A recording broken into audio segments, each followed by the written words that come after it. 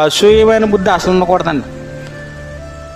ఆడు ఎదిగిపోతున్నాను, నేను ఇలాగే ఉంటున్నాను, ఇలాగే ఉంటున్నాను, నేనేం కొనట్లేదు, ఆడు కొనేస్తున్నాడు, ఆడికి ఇన్ని కోట్లు వచ్చేస్తున్నాను.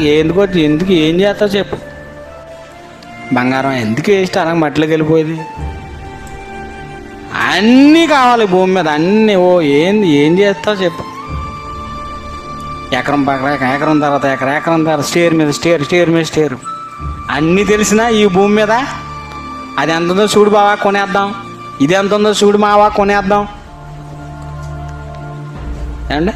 ఎందుకంటే నెమ్మదిగాను సుఖముగాను బ్రతుకుటకు భూమి మీద తిండి బట్ట లేకుండా నువ్వు వెళ్ళిపోతే అది సరిపోతుంది.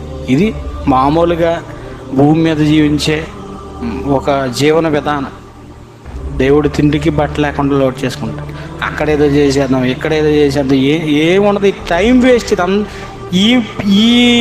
ఈ పీరియడ్ ఏదైతే ఉందో ఈ టైంలో నీ టైం వేస్ట్ అయిపోయి దేవుడికి ఉపకారం లేకుండా పోతాను. అది నీకు తెలియదు. అది అర్థమవుతుందా?